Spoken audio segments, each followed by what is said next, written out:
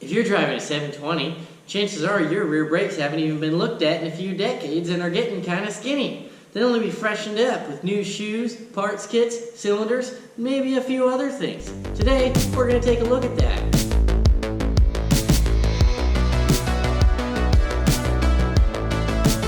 Now, when you're working with the drum brakes here, there are a few really handy tools on the market, reasonably priced, that can help you out and make things a lot easier. But they cost money. And I like to make my own tools whenever I can. Save myself a few bucks and add in a few cool scars here and there. So, I took a couple of screwdrivers, put a little notch in that one there, and ground that one into a point to just help with little springs and bits and bobs and things. Now, the one fancy pants tool I do like to pick up at the parts house is one of these little spring compressor doodads. Only a few bucks. They work really good, save you lots of money. There's a few tricks to these, and I don't mind them at all, because usually they don't rust up, but sometimes they do, you know. First thing you want to do is make sure the handbrake is off. Your handbrake's on, you're not getting these off. So first, I like to just kind of, couple of love taps. Sometimes, pops right off. Other times, not so much. Now, there happens to be a little trick with these. You'll notice there's little holes in the drum itself. Datsun engineers are really friendly people, and they like to make things easy on us every once in a while. So, these are the exact same size and thread pitch as the bolts on your manifolds. Just pop two of those in there and tighten them up a little bit. Now, if it's stuck, it's rusty, it might be a little bit hard to get started. Try not to strip things out, but if you can get her going, it's worth it. Now, you don't really want to use an impact on these because they're usually rusty. But mine's not, and I know it's going to come off. So,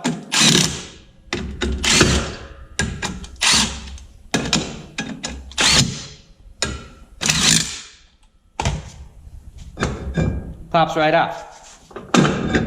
Very handy little process. And it just pushes against the hub back there. Can't hurt anything. Now, your first step is always going to be take a little photograph of what you got going on there. Because putting all these pieces back isn't all that easy. A pair of gloves is kind of nice to have. Brake dust causes cancer in a few states. So, now first we're just going to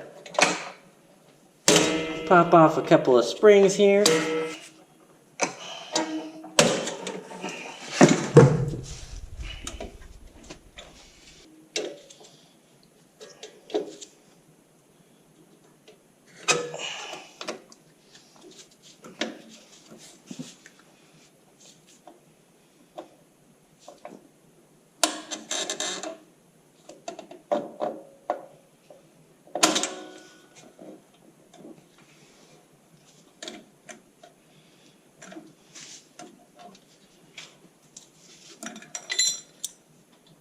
Okay.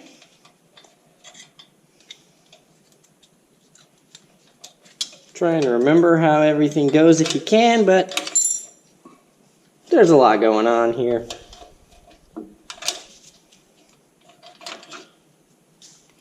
This little unit here stretches from a little catch point down here on the auto adjuster all the way up to right here where it connects.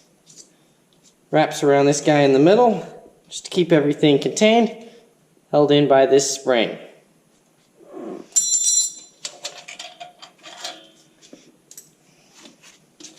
Okay, already our unit's looking a little bit friendlier. You've got your self-adjuster unit right in there. You can see there's a little lever. It catches on this little gear right there.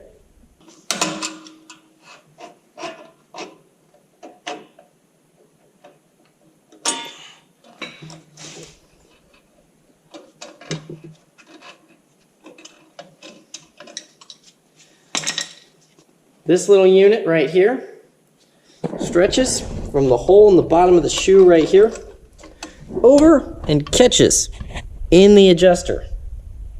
See the little, oh, shadows are a little sketchy. See this little loop-de-doop right here? Plugs in right there.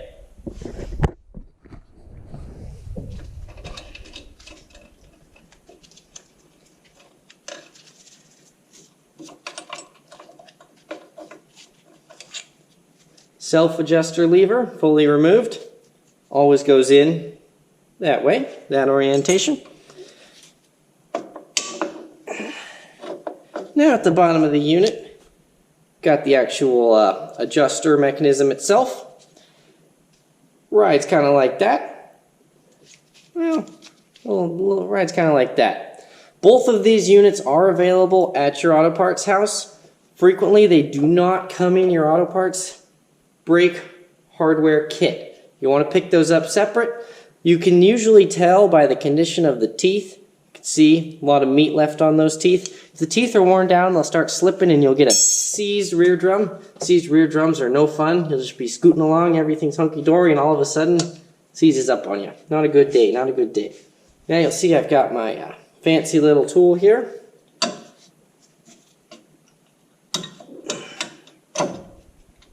See? That easy.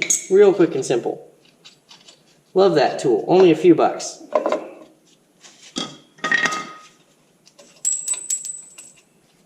As you can see, there's a little bit of rust on these units. And they depressed really easily, which means they're worn. They don't hold quite as good when they're worn. And you've got to rotate them a little bit to get them to pop out, because there's a little hole in there that they slide into. Real straightforward, real straightforward.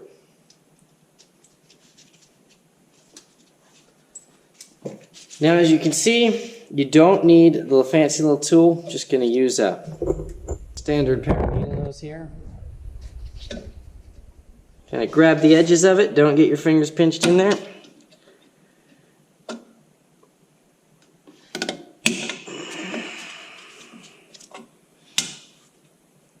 Kind of got to reach around the back and turn the little unit there.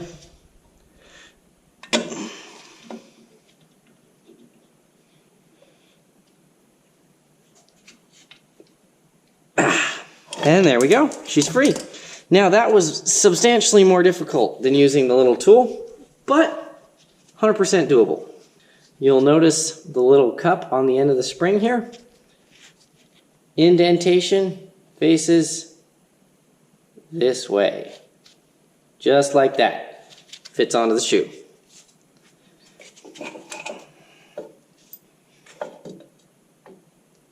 Okay, now your shoe is free.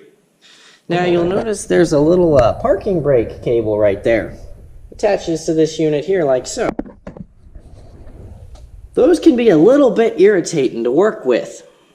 Plugging them back in is really difficult. So I like to actually just leave that unit on there. Kind of pop the little horseshoe off of there with a handy screwdriver. Pop the horseshoe off.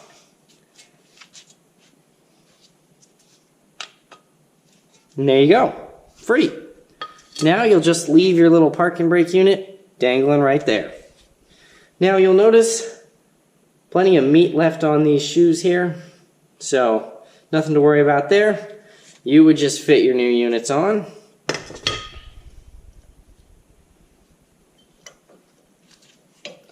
This right here is your little shoe separator unit. You're going to want to just leave that there. Now would be a fantastic time to just kind of rub things off. Remember that brake dust causes cancer in most states, so you don't really want to breathe this stuff. Keep it in a not super enclosed area. Blow the cancer away. Okay. Now if you happen to have a broken wheel stud, now's the perfect time to fix those broken wheel studs. Give them a few love taps, and they pop out the back. I would recommend putting on an old lug nut before you start smacking away, just to keep things in good condition. Tap her out a little bit, pops out the other side. Now, if you happen to take your entire unit apart before you start watching the video, this is for you. First step, just kind of make sure your new shoes line up good. Now what matters is the top of the shoe catches right there. Then you've got the wheel cylinder. Wheel cylinder is going to pop out right there. If there's still plenty of rubber left on your wheel cylinders, they're generally still good. If the rubber has deteriorated even a little bit, I would replace those wheel cylinders. Then you're going to get the brake spreader and the little notch right there, and then that's all squared away. Now that you know where it goes, you're going to take it back off. Now it's time to attach your little parking brake unit here. Slide that on there. Now the fun begins because you've got to get that little horseshoe back on there. Now you want to lay out your parts kit on the ground, find your little horseshoe, the new unit, and the small super flimsy washer that should probably be thicker.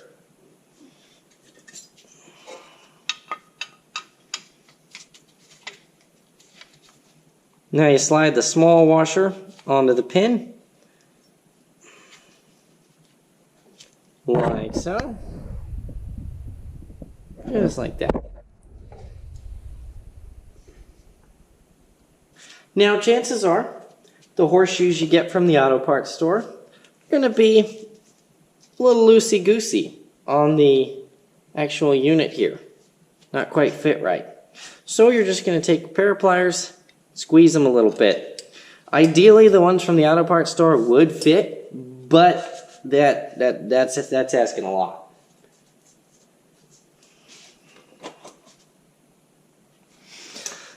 Makes it extra tricky because you gotta slide everything together, put your little tiny washer on there.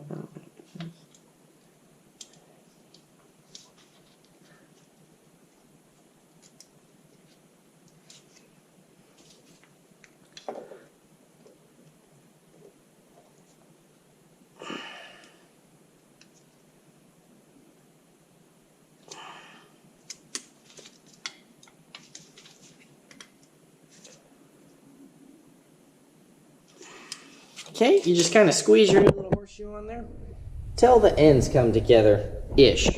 Just kind of depends on how the parts manufacturers were feeling that day. That's part of the fun, getting to line everything up at the end, right? Okay. Now you've got your unit mostly assembled there. But it wants to fall down because you're missing the little springs. This is where having that little spring squisher comes in real handy because the new springs are substantially stiffer relative to the old springs. I'm going to use the new spring dish retainer thing, and the old little bowl that pushes against the drum, because the new one doesn't match the old one. And that's just how it be sometimes.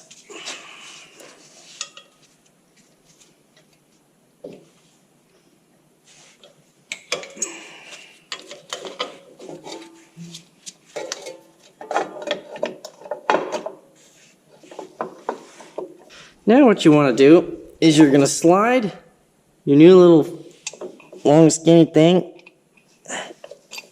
through there. Hold the back with a finger.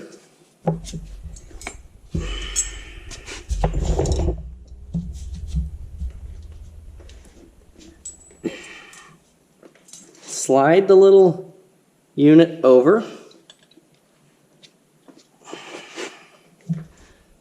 Put your new spring in there. Kind of line up the little hole in it so it's going to fit on that pin. This is where this tool comes in really handy. Just kind of push it down. Might take a couple tries.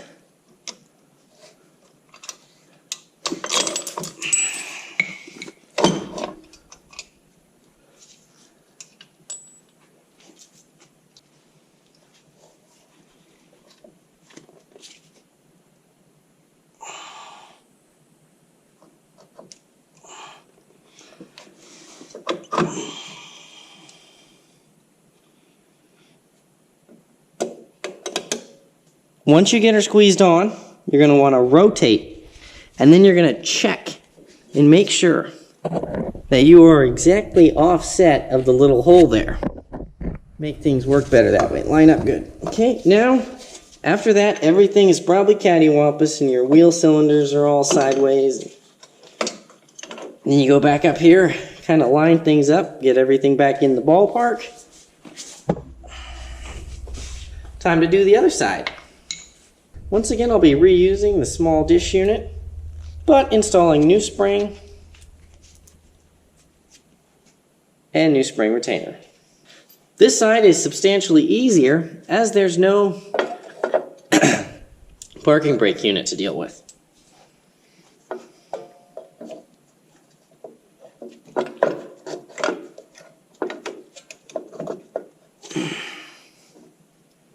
Now is a good time to kind of get your little bottom separator lined up. You're going to want to make sure that the orientation is this way, as the small little notches or gear teeth need to be able to catch that lever. If you manage to get things in this way, the gear teeth aren't going to catch the lever and you're never going to self-adjust. Now once you get this unit in, this here on this side is your adjuster, and it's threaded and it turns nicely.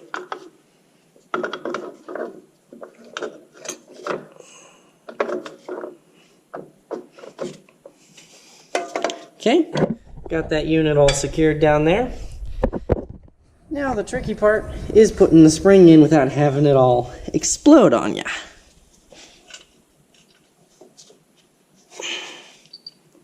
Again, sliding that small pin in from the back through the shoe. It might take a try or two. Okay. Got everything kind of ballpark lined up there. Gonna slide the small dish unit on there.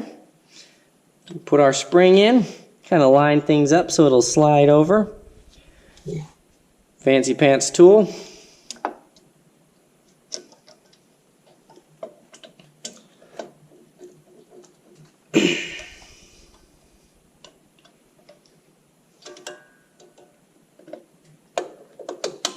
Put her on, rotate. Again, you can do that with a pair of pliers. I would recommend the tool.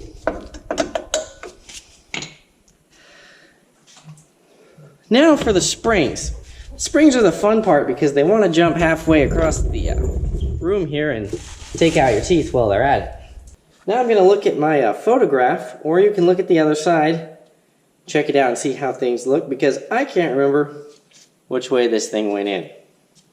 Little photo is going to be real handy. Orient it with my photo.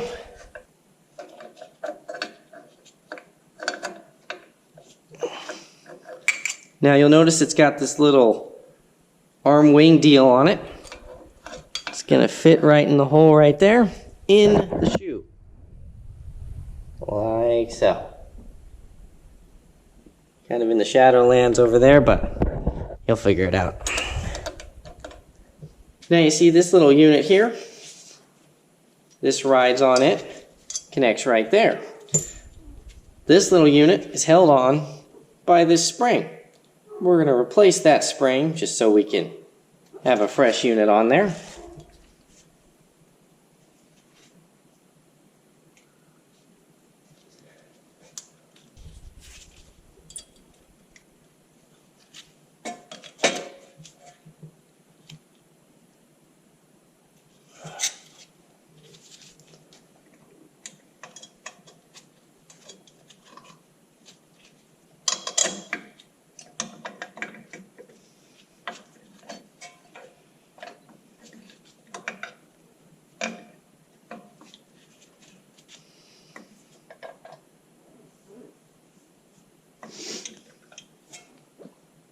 Now if you'll notice, the spring here has a little loop on the end. The old one also has a loop. The spring on the loop has a little bit more angle on it. The loop spring that was on here initially has more angle on it than the one that came from the store. So you might have to rebend that just a little bit.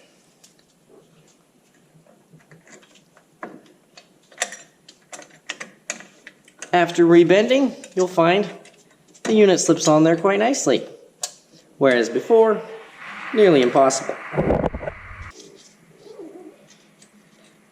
Now, before you finish putting your spring on, you want to put this little unit on here. Once it's on there, it's a little bit difficult to put it on. And if you look back at your photo, you might notice that it was behind there initially. Now is the fun part, and that's where the handy spring stretching tool can be quite useful, just in this segment right here. But if you happen to have a set of handmade spring stretcher tools, this is where they get to shine.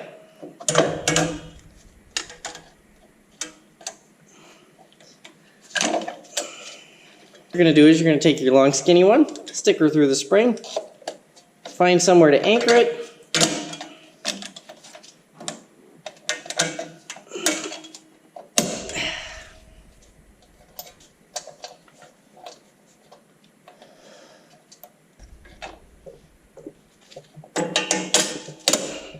okay? It doesn't take you 4 or 5 tries, you're probably doing it wrong. Now you're going to take your notched screw driver, hold the spring in place with the notch, and slide your long skinny screwdriver out. And there you are, you're set. Now we'll do the other side, just for demonstration purposes. Again, spring from the store, not quite enough angle on it. Just gonna stick her in the hole right there. Bend her out a little bit.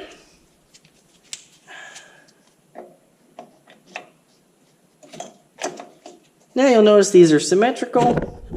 They're going to go right in there. Not the top one.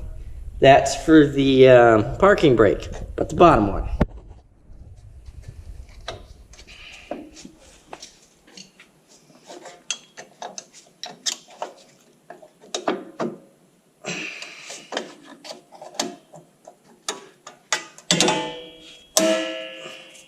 Same process. This side can be a little bit easier because you've got the spring from the far side just holding things tight.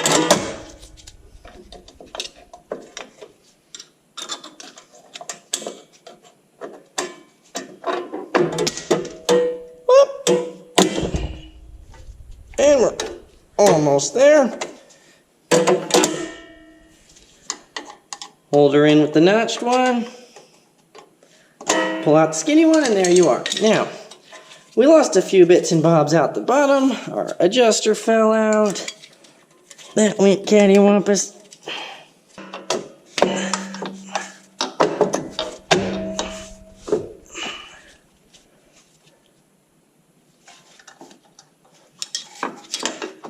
Okay. You always want to check your wheel cylinder alignment here. You'll notice this one's a little bit sideways, whereas that one's okay. Now, you'll want to get your auto adjuster cable strung around here, bring her down, and you want to hook it in to the auto adjuster lever, put that through the hole in the shoe, just kind of let it hang out for a second. Now, chances are this thing fell out, so you're going to want to put it back in there and just kind of let it hang out a little bit. Now you get to the fun spring. That's the one at the bottom. So first, you hook the loopy end into the bottom of the shoe.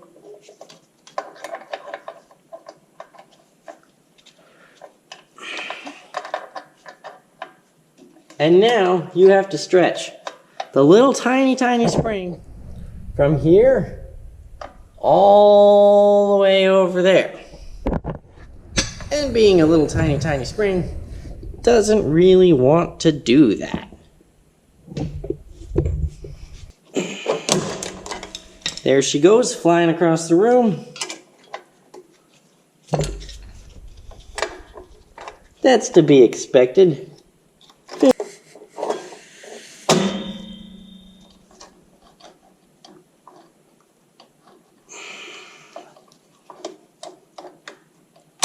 Haha. The difficulty with that one there is it's hard to work around that hub. Getting everything to snap back into place and getting things straight is usually a bit of a challenge. See, we've got everything all set up here. Auto adjuster's ready to go, clickety clack clack. Wheel cylinder's mostly straight up top. All new springs, everything's tight. Everything's good.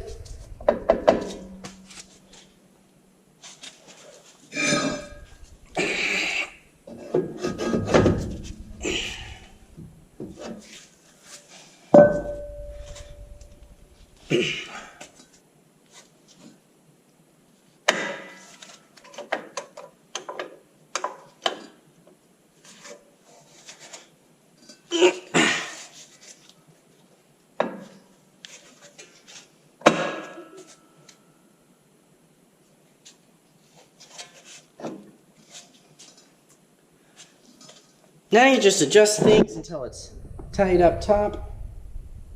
Make sure the wheel cylinder looks okay.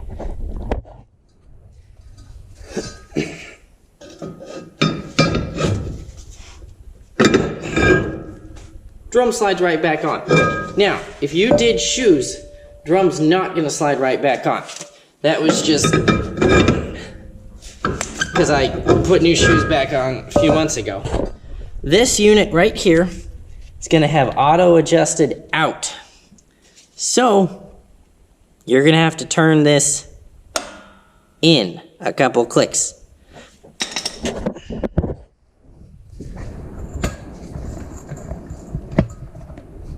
Just turn her in. So you're going to pull this out. You're going to twist. And then you'll notice it's a little loosey-goosey. Out. A little less loosey-goosey. You gotta pull the little lever out of the way. It's not gonna turn in. If you're turning it and you're not grabbing the lever, the spring's in wrong, or you're going the wrong direction. Now, once you get her turned in a little bit there, test fit your drum.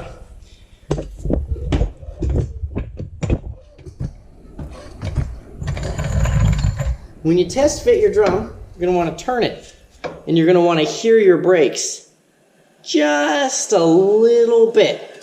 Not too much and not too little. If you can turn it, that's good. If you can't turn it too tight, adjust the little thingamajig. Now, before you go for a test drive, always like to have an associate just kind of hit the brakes while I've got it on jack stands. Make sure she turns. If you touch that brake pedal without a drum on there, this wheel cylinder is going to blow halfway across the room. It's not any fun. Drum on, touch it. Don't have to put wheels on. You can leave her on the jack stands if that's your thing. Spin it, hit the brake pedal. See if it spins, see if it don't spin. Hit the brakes and it holds steady, you're good. Now if it doesn't hold steady, when you hit the brakes, adjust the unit, or turn it backwards, ride the brakes a little bit. See if it'll adjust on you. It might not adjust on you, it might adjust on you. Yeah. Let's talk parts. I use Duralast parts in this video, not sponsored, just thought they were a good brand. I have two part numbers here going on that they offered to sell me at the All Auto Parts house. Hector 7274 and Hector 7308. I bought both for testing purposes. Hector 7274 contains small rubber pieces, in case you need those in the back of the dust jacket, and all the springs needed. Now, Hector 7274 came with this spring, whereas Hector 7308 came with this spring. You notice a substantial difference? I think you could make them both work if you were in a pinch. I would always rather use a thicker, bigger spring and The springs that came off the truck matched Hector 7274 almost exactly, with only the slight modification of enlarging this loop needed. I would recommend going with Hector 7274. That's an option for you. Little part number right there for you. Hector 7274 Duralast. That's what I used on this project. It works. I confirm functionality. So spin the tires, run up and hit the brake pedal trick. Everything works good. If you enjoyed this video and found it helpful, remember to like, comment, and subscribe for more content.